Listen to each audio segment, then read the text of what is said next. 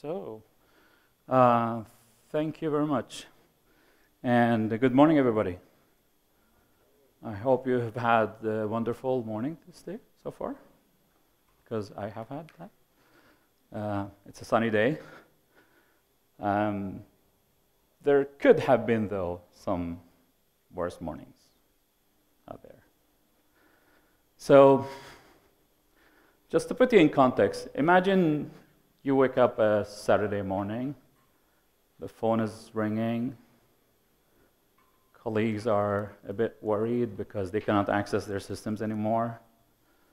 You go check in and you see, well, I cannot access our remote access solution.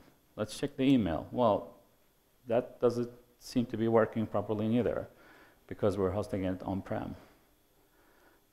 And the more you dig, the more trouble you see, and then you connect your computer and you go signing in and you're faced with something similar to this.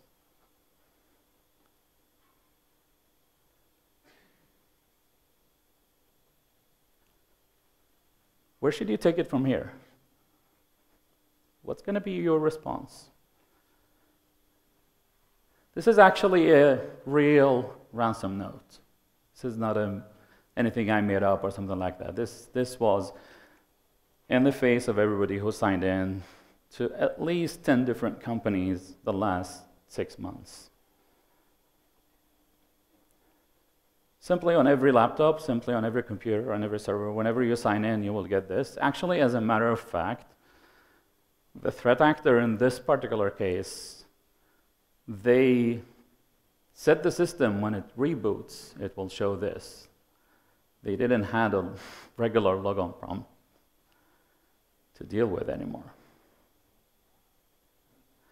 Obviously, there is an onion address, there is a code, just mask the code so nobody is using that to figure out who that particular customer was. So you're supposed to go to that onion address, punch in your code, you will end up in a chat system where you start the negotiation with the threat actor.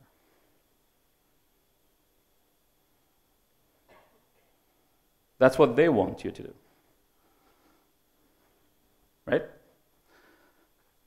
They found a way to step into your environment. They found a way to get in control of all of your assets. And then they simply deployed what we today call a ransomware. But before they did that, they did a lot of other actions. So the deployment of the ransomware is the last thing they do. We'll just have a look through this talk about what's going on out there. How does this thing look like from the start to the end? What are we facing in terms of what is this for a threat? How do they actually succeed to do this kind of thing? In most of the cases, the start to end time is less than a few days. There are some more complicated cases, obviously, where they have to spend more days or more weeks. But in the majority of the cases, it's way too short time for any organization to actually have the chance to see that something bad is about to happen. So my name is Hasain Alshakarti. I work today with TrueSec. Well, actually, ever since we started the company back in 2005, been there now for 19 years. It's been a very nice journey. When people ask me, what do you do for a living? Well, that's going to be my question, or my answer back, rather said, well, I do try my best to solve problems. Simply, I cannot let it go. If I see somebody, hear somebody struggling with something, I just, hey, can I help out? Can we do your life better? Hence that weird title, The Wolf. If anybody made the connection now between what's on the screen and then some famous movie from a few decades back in time, right? There was a character called Mr. Wolf, and he solved problems. So that's why my colleague started calling me that one, which I find pretty nice. So, enough said about that. What are we facing today? How does the threat landscape look like? What are we seeing? Orange presented some information about that, which I think you will see a lot of similarities in here. What we see is that we see the cybercriminal ecosystems are developing very, very rapidly. We today refer to the cybercriminal ecosystems as they are actually IT corporations.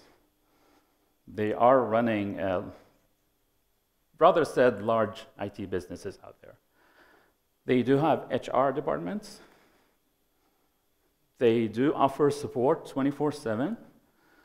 They have experts doing certain things, the ones developing the malware, the ones developing their strategies, the ones testing everything is working, the ones who are actually teaching others how to do this, and the one putting everything in a marketplace. Because this is just an ecosystem that has been developing the last couple of decades, right? We're not dealing with cyber criminals or criminals that are acting as a lonely somebody anymore. We're dealing with gangs doing this for the big bucks. That's what we need to understand, and that's what we need to prepare for, basically.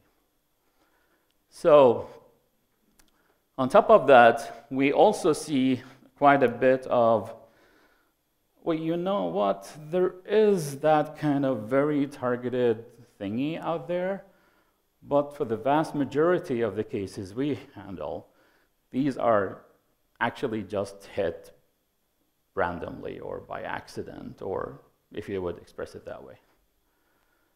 So what do you mean by that? You know what the fishermen are going for fishing? The big type of trolling fishing style thingy, right? The same thing is happening here. They will search for all sorts of open information that is available on the internet today. There are a lot of sources with information that actually searches and categorizes. Well, there are systems here and here and here, and they are vulnerable for this and this and that.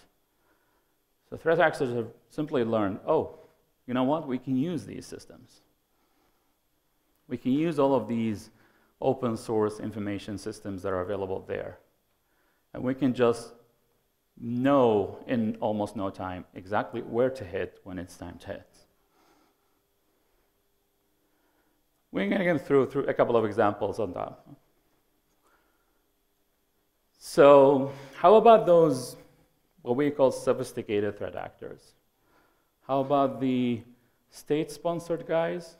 How about those that are not just out after the money in it? You know, the espionage, all the other type of campaigns that might be, actually it's a season for those campaigns to start running now, you know, EU elections or local elections in the US coming soon. How about these guys? Well, they do actually still exist. They haven't gone anywhere. They are still there. They are just doing their operations. The main difference between the trolling parties and the really, really sophisticated parties is that the sophisticated guys, the state-sponsored guys, are the low and slow. They are not trying to make a lot of, like, you know, buzz and sounds and, hey, look at us, we're doing this, we're doing that. They step in, they do some very specific things, they step out or keep themselves in the environment for a prolonged period of time because they need to be there, because that's their purpose. Whilst the other guys, more interested in doing the ransomware stuff, they need to do a fast-moving thing. Because if they were caught, they will not get the money. So both types of cyber criminals still exist in our systems today. And just to be frank and fair here, the threat actors only need one way to get in and one way to survive in our systems. They just need to figure it out once. One tiny glitch, one tiny bit that will give them that access and make everything possible to them. Whilst we, the blue side of this thing, need to find each and every single one of these and fix it. Isn't that unfair? Anybody have an idea about how to fix that situation? You're not allowed to answer. He's a colleague of mine.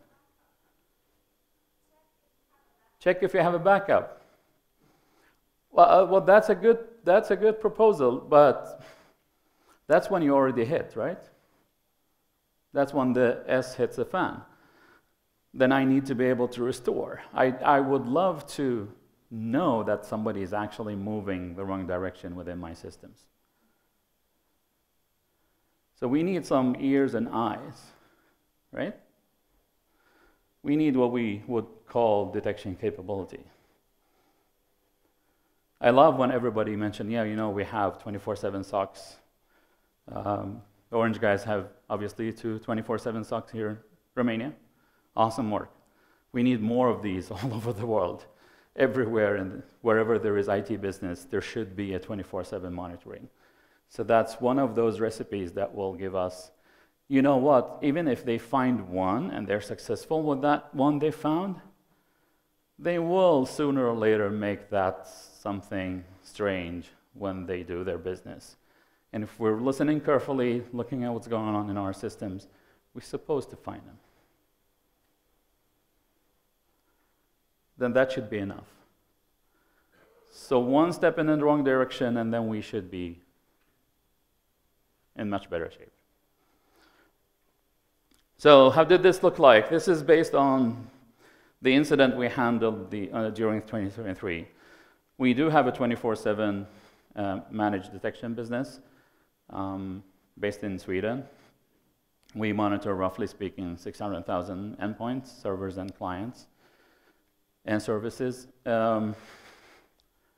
And we've, let's see here, 1.3 million signals were analyzed 2023 among these 600,000 units or endpoints, and then ending up with approximately 13,000 alerts out of that mass.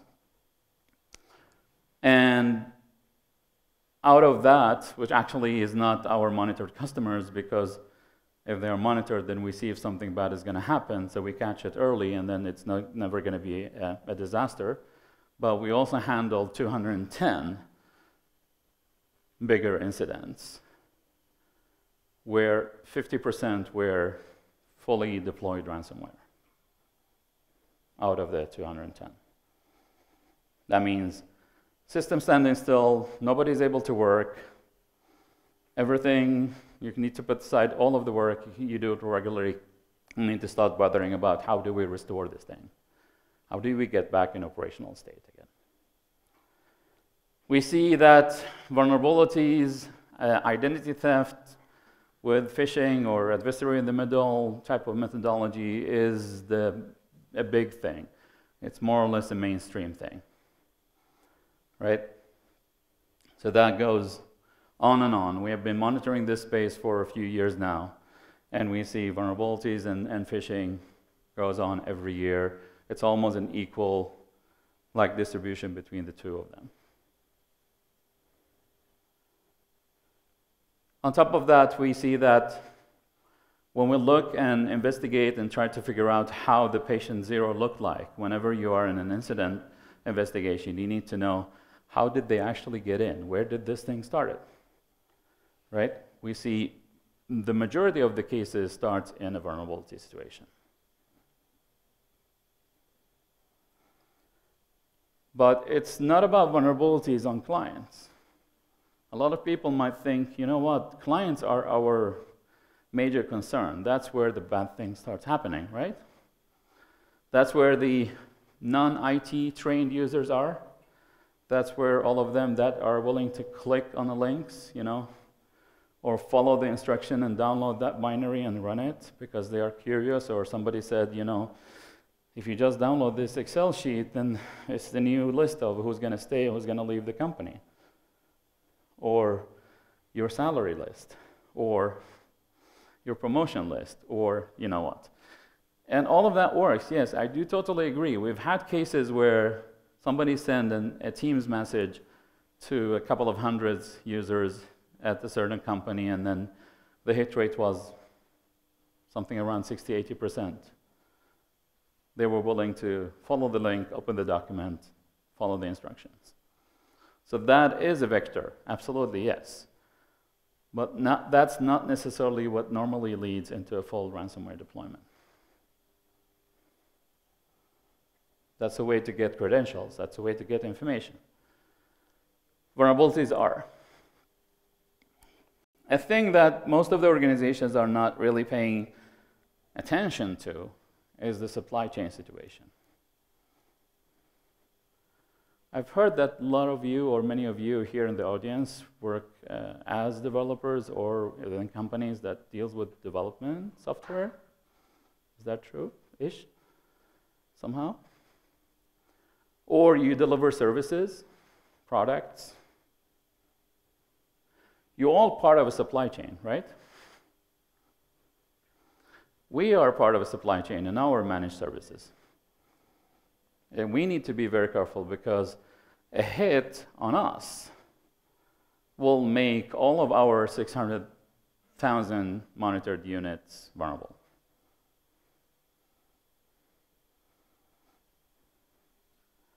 So it's not anymore just, you know what, it's just one company. Then they can actually reach out to hundreds of companies, hundreds of clients, and affect them all together.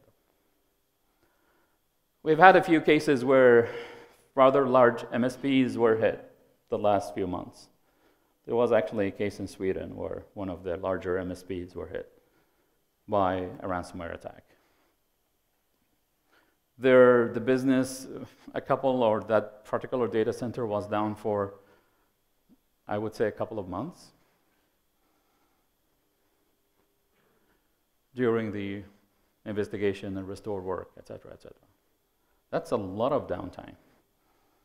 That's a lot of damage right there. And that's a very typical supply chain attack. As said, we're dealing with larger corporations. We might call them the cybercriminal ecosystem or ransomware gangs or ransomware as a services. They are specialized in all sorts of different things nowadays.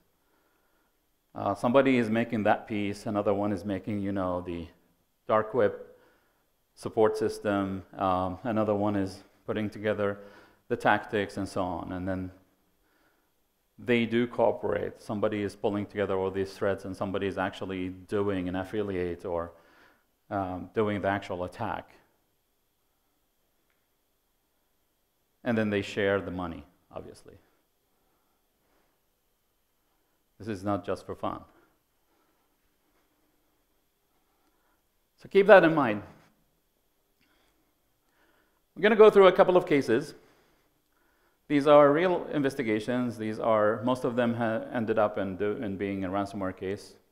So all the environments fully encrypted, systems are down, a minimum of 2 weeks of downtime, and a couple of months until the customer is actually fully restored in operational state. So case number 1 starts with regular phishing. As said, yes. Users clicking somewhere, providing credentials are still a threat. And what happens next, when somebody gets those credentials, they will obviously use them.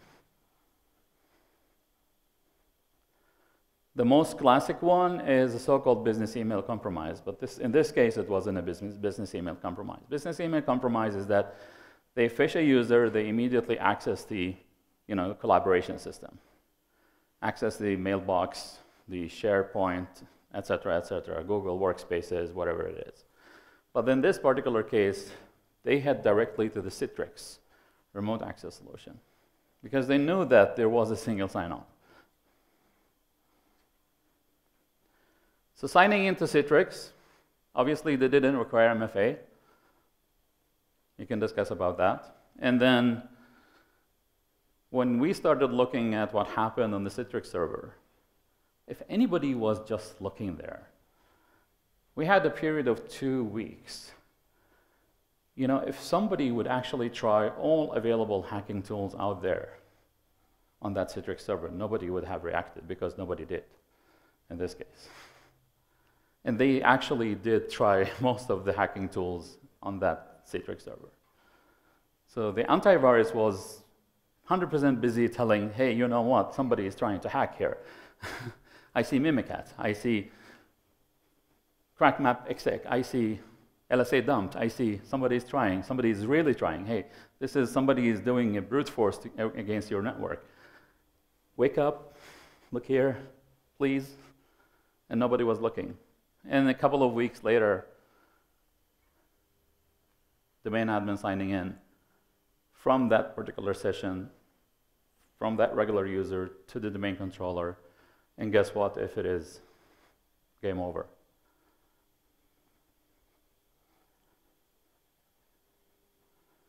So they simply succeeded with doing a brute force, just a regular brute force. And the password for domain admin wasn't that very hard to guess.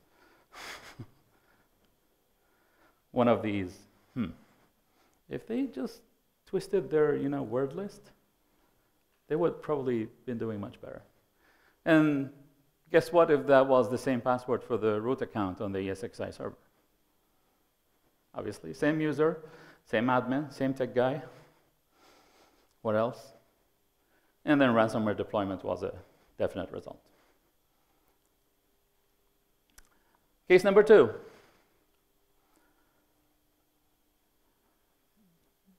Adversary in the middle or not, somebody was signing in to Office 365 using a very specific user account over time. And every time they sign in with the correct username password, but they fail MFA. How would most of you react to that? Well, they didn't get in, right? So basically, they were prevented. Basically, this is not an issue, or is it? Well, somebody knows the username and the password and the correct one, right? But most of the IT guys will look at it from a perspective, no, they didn't get in, we have MFA, we're good. That was actually exactly how they reacted in this particular case. So what happened is that, they repeatedly used the same pattern. Does this still work, that username password combination? Is this still valid? And they did it like, you could say that they knew the timer for the password change policy. They knew that they have to change password every 40 days. Who doesn't have that policy here? You need to change your password every 40 days? That happens to be the default somewhere, right? Why not try with that one? And that was repeating itself for the next 6 months. Every 40 days, a successful logon. No MFA, failed access. Different IP addresses. And then all of a sudden, a VPN access to one of the VPN entry points that didn't require MFA.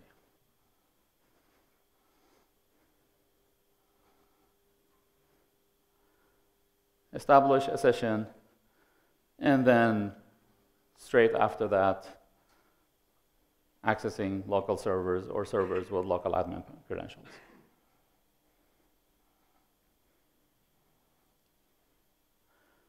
Just a small note here, the user actually belonged to that department.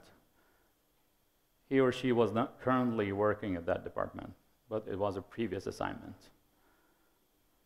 Lifecycle managing our user access, does that ring a bell somewhere? The guy who's been at the company the longest time, 19 years, he or she will probably have access to all systems. Just as simple as that, because lack of lifecycle management. Another case. A computer is used to issue a new computer certificate. Okay. That's not weird per se. Now the computer immediately is decommissioned because it's time to change it to a newer computer. So why would somebody issue a new certificate on a computer that is just about to be decommissioned?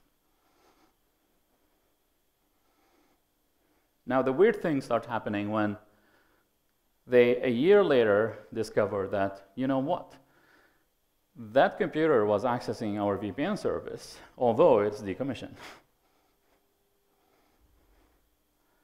And although there is no legitimate owner of that computer anymore, the company, although that computer shouldn't exist because we have, followed all of our policies, procedures, steps to decommission the computer properly, or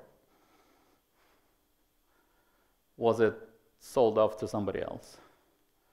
Because it kept coming from a very unusual IP address. And the threat actor, whomever did this, they didn't even bother about changing the IP address over time.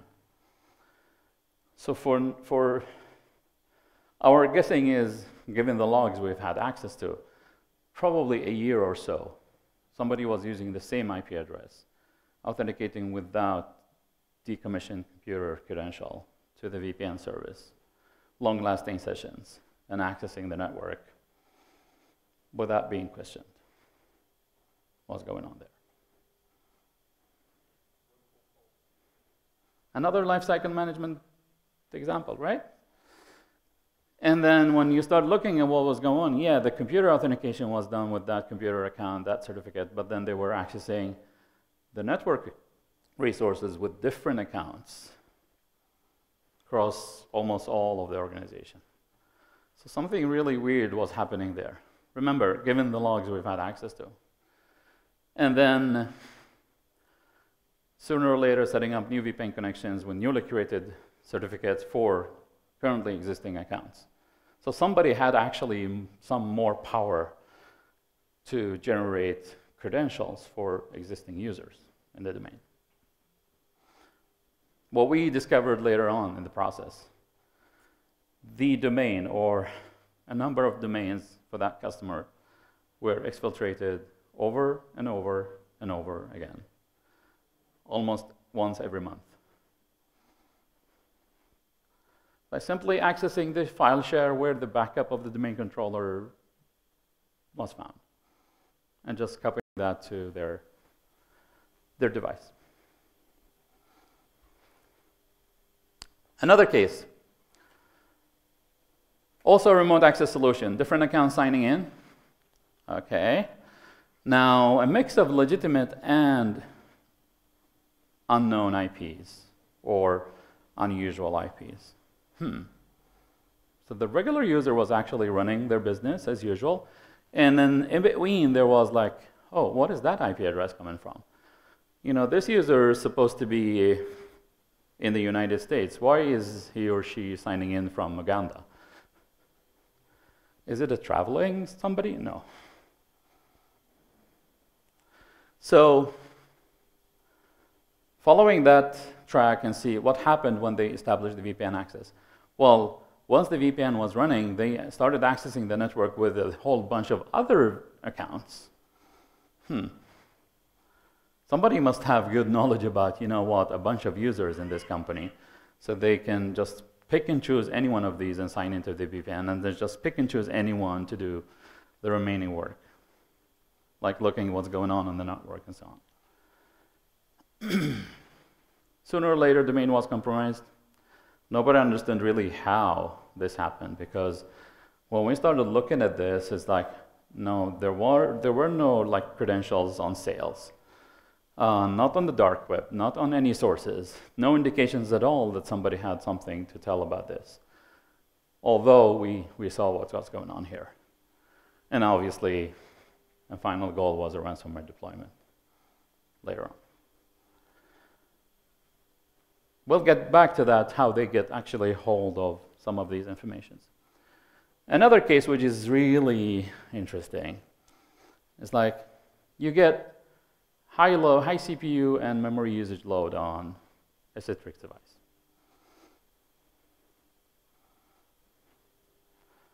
The customer's service provider goes about, you know what, we need to troubleshoot. This is affecting SLAs. So they start troubleshooting, they start shutting down one of the nodes, bringing up the other one, reinstalling some nodes, et cetera, but the problem persisted. High CPU load, memory usage. We got involved in this. And when we started looking what's happening here,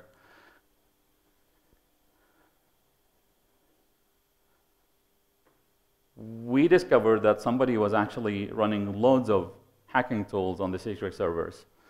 Once again, it's actually not the Citrix server that shows your session. It was on the Citrix controller that controls where the sessions end up. That was the thing that was severely affected by high CPU load and memory usage. So if I say FScan or similar tools, anybody heard about them? FScan is the most advanced scanning tool that does network enumeration, vulnerability enumeration, all in one, extremely rapidly. And that will take all of your CPU and memory.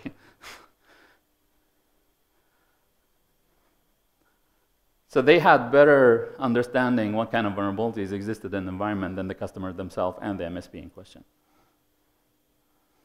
No matter, they could run remote code execution on some services and become domain admin and then deploy their ransomware. So just to give you some context about how could these things happen. And a good way of doing that is looking at Akira. Akira is one of the ransomware groups that has been very, very active the last year. They have especially targeted the US and Western Europe. I don't think I've seen any cases in Eastern Europe for that.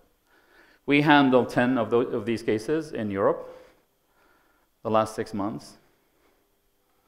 And they all had like the same signature. It was the Akira binary. It was, either Akira themselves or some of their affiliates were running the business or running the show. So how did this actually happen? We saw this pattern about, there is a legit successful logon and there is a questionable successful logon. Come in like in pairs. Okay, legit successful logon, the first lines.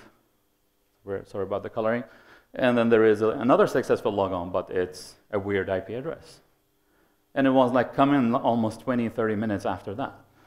There was some sort of a time delay between them. So when we started examining those logs a bit more careful, we started seeing this pattern popping up. There was always a legit successful logon from a legit expected IP address. And it was always followed by a weird IP address or unexpected IP address. Okay, so somebody was tracking something, somebody knew something, somebody had like, you know what, I see that user signing in, let's sign in as that user now. Could it be that case? When we started digging, there was one common denominator between all of these cases, which is they were all using the Cisco Firepower platform as their remote access service. So we started thinking, hey, is there a vulnerability that could give somebody something out there? New or old? And we ended up on a couple of them, and this one was very, very interesting. So this says, successful exploit, allow attacker to retrieve memory content. Interesting. The more interesting thing about this vulnerability, this is a 2020, right? May 2020-ish. There was no public exploit for this vulnerability. This is highly rated. You just send a request, you get memory. No public exploit? Yes, it is fixed by Cisco. Still no public exploit. Nobody is using it. Come on. So we started looking and digging a little bit. Who actually discovered this vulnerability? And was the company mentioned here, the Positive Technologies in Russia, who discovered it initially. Positive Technologies were later on put on a sanction list by the US Treasury, right, because of cooperation with FSB and other intelligence services in Russia. So obviously these guys had cooperation with, for other reasons, we need to have some good vulnerabilities we can rely on so we can access some systems.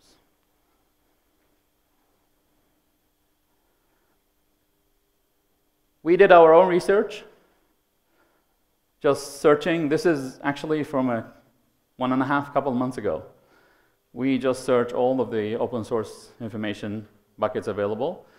And this is how many vulnerable currently vulnerable Cisco devices in Northern Europe and US for that particular CVE.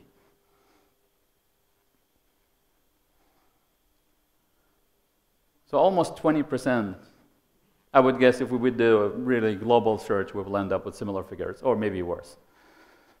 So 20% of the hits will be positive, right?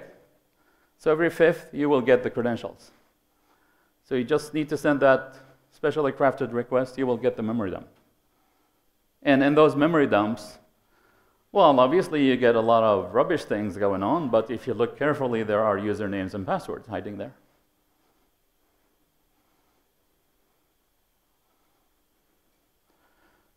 So somebody logs in, and somebody have set up a bot or something like that that automatically sends those magic requests and gets the memory dumps and extracts the credentials they get from them.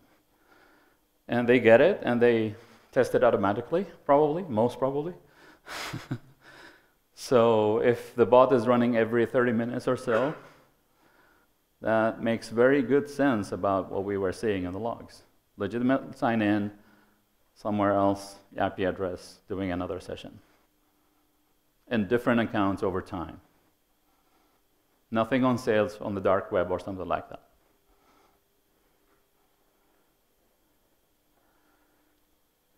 And if you're really lucky, you will get actually the configuration files, because these are also cached in memory, right? Anything that goes in memory is obviously depends on what the process read from disk or cached in memory last time. So when you hit it, then you will get a lot of other things. So just a couple of examples of what kind of information we were getting back when we're hitting that device. So obviously, Akira utilized that vulnerability. Obviously, Akira, as said, the common denominator between all of these cases we handle was they were using a vulnerable Cisco device. I used to ask a few questions about patch levels when we start doing these kind of investigations. So how patched is your device, you said? Well, it's fully patched. Okay. When did you patch it last time? Oh, that was 2019. So you mean your device is end of life? You can call it that way.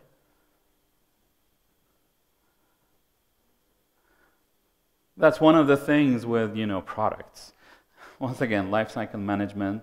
Just because there is a vulnerability that has been addressed by Cisco, it's not necessarily that you can apply the patch because your hardware is not supported anymore. Or you didn't bother about paying your whatever fees it is, right? To get those patches. And that was basically the case with all of these cases we handled. All of the devices were basically end of life, so they have to exchange them towards newer ones. Scrap the old, install new one. And now you're not vulnerable anymore. So the classic attack chain was like, okay, exploiting the 2020-3259, getting the clear text credentials, signing into the VPN as that particular user or those users, and then it's not just valid for VPN, it's the same user credential. So then you have network access as well. You have access to on-prem services or cloud services with the same credentials. And then the journey of the internal recon lateral movement starts there. And if you already have credentials, that journey gets a lot easier. So you don't need to struggle much. And by the way, you've just learned that if I keep pulling that VPN device, one day or another, there will be an admin signing into the VPN because they probably use the same service. And then I have admin credentials now. So I don't need to overwork it. Once that is done, most of the ransomware groups are doing double extortions today. They do always exfiltrate data, and they do always encrypt. So they hope the customer will pay to get the decryption keys. If not, if the customer is such one that they don't pay, they will be threatened about, we publish your information, we sell your information to your, market peers, etc., or just actually file a case with the authorities because you've been a lousy admin on your systems exposing your customer information, and you will get fined. One way or the other, they want to make you pay, right? And in one of the cases, this was actually how it looked like from A to Z. Just laying out all the accessing through the Cisco, establishing or doing the exfiltration. Once they ended up on systems with enough credentials, they started the exfiltration, and they just did a regular SSH S-copy. They just used the WinSCP binary. Nothing fancy. We're not talking anymore about, when we talk about these kind of threat actors, we're not talking about fancy malware anymore. That thing doesn't exist. Nearly nothing of that exists today. They use built-in things. They use legitimate pieces of software. They use file synchronization services to exfil data. And they actually look what you are using yourself, and they go mimicking your own behavior, just to be part of the, the general noise that exists in the systems. This is a timeline for published vulnerabilities regarding remote access systems the last 6 months or a little bit more. I just included the Fortinet from June. We've had ransomware cases related to each and every one of these. So vulnerability is known, it's published. The same day somebody is on your systems. The same day somebody is doing the lateral movement. And in some cases, the same day ransomware is deployed, because it's so easy getting around. I used to say, if it is very easy for you to get around in your own systems, there is no struggle. I just click and just wander from one system to another one to the third one. It's going to be as easy for anybody else to do it in your own shoes. So just consider that fact. So what do we need to do about this? Well, the regular story goes on. You don't have MFA, you need to have MFA. Okay, but the memory leak doesn't bother them about MFA. I can get session keys, which give me access to the session. That would not protect me, right? We still need to do that. We still need to make sure that all of our exposed services does actually have strong authentication. MFA is one way of making the authentication stronger. Multi-factor. I used to say, try to get rid of that password. I was about to use an F word. Try to go passwordless. What is passwordless? Well, you can go using, certificate keys. Obviously, I just showed a case with certificates, right? So that's not going to save us all the way, but it's much easier to make it more secure with keys rather than just passwords. Now, what else we need to do is that, obviously, if you got hit, regardless if there was a vulnerability made known a week ago and we got notice about that today, I actually really need to reset my user passwords, regardless if I know if we were hit or not. There has been a window of opportunity for somebody to use that vulnerability for something automated to actually figure out whether my services are vulnerable or not. Maybe use it just to verify, but that's enough exposure. I need to act on that. And obviously, most of these vulnerabilities you saw on that timeline, part of the game is that you get access to whatever is stored on the device itself. So the configuration files. And guess what? We usually have service accounts stored in those configuration files.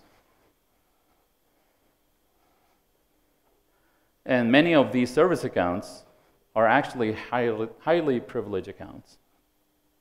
They will, in most of the cases, give you domain admin privileges all the way. Why is that? It's easy. Nobody want to struggle. You know what, I'm going to give you a limited account. It's not going to work. Okay, I will just twist it a little bit here. Still not working. Hey, F it, you get domain admin.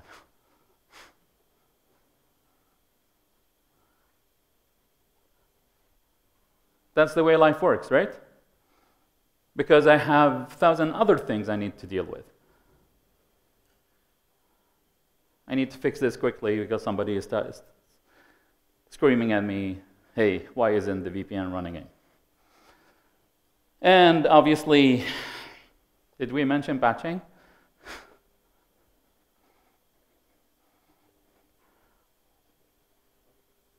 And logging. In most of the cases, when we step in doing the analysis, we have this much logs. That's real pain. For somebody doing a forensic analysis when you don't have enough logs, that's pain. With respect for everybody who experienced pain, but this is on a different level, right? Because we cannot deliver an answer. We cannot tell what happened. We cannot tell what kind of effect a threat actor have had on your system. We cannot really tell how to cure this. Once we know we can navigate, but we don't know we don't.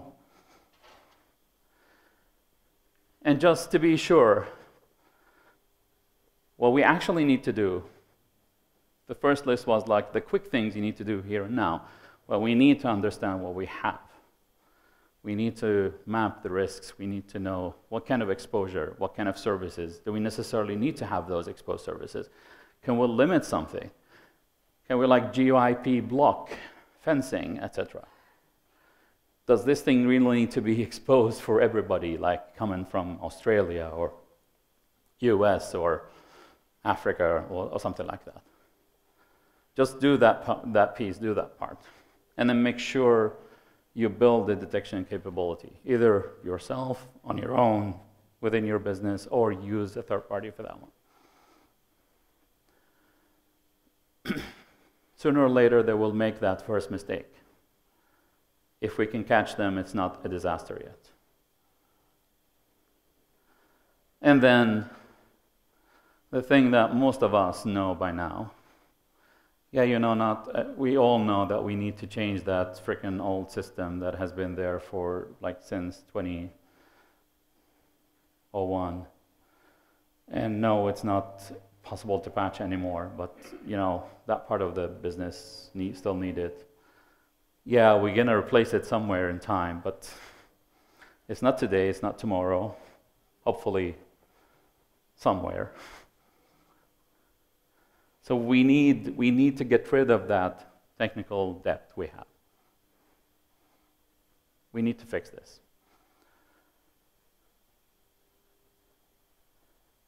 And if you have any kind of like, we have business continuity, we have emergency planning, we have this and that. What we see out there is that IT is almost never included in those plans. People talk about, we know exactly what we need to put together to have that machinery working so we can produce that thing. But wait a minute, you can produce that thing, but what if your ordering system doesn't function properly? You don't know where that thing is going to be delivered to, right? How does it help you that that machinery is still working? We need to understand the whole chain of commands, all of the aspects of it, and IT is involved everywhere today, even though we don't think it is like that way. And then obviously, if you never tested it, somebody mentioned the backup, thanks for that. It's a very important one, but have you ever tested to restore everything you have at once? Do you have the bandwidth for it? Do you have the storage? Can you actually run all of your environment in parallel in 2 or 3 copies? Do you have the compute for that? We do test our backups by restoring selected files. It's a totally different story when you need to restore 50 VMs. And we need them now because we are leaking money. Also practicing in crisis. That's something really different. You can just imagine, you can think that you have the readiness, but when a crisis hits, people will go in all weird different modes without knowing that they were actually capable of doing that. There are ones who will start running to fix everything, and there are ones who will just like, oh, I don't want to be part of this. We need to get this thing working together. We don't need that. Don't let me get involved, and I will fix everything. Neither of them are too good. And if I haven't said it enough times, it's much easier to say sorry because you patched and something didn't work temporarily than say sorry because the whole environment is encrypted. It's a very, very big difference in that one. And I really seriously mean it. I wish I've been there with all of these customers who actually suffered the ransomware. I says, yeah, you know what, patch it now because tomorrow is not one of your best days. And if I'm not clear enough, as Mr. Wolf in Pulp Fiction would say, pretty please with sugar on top. And thank you for listening with a lot of sugar on top.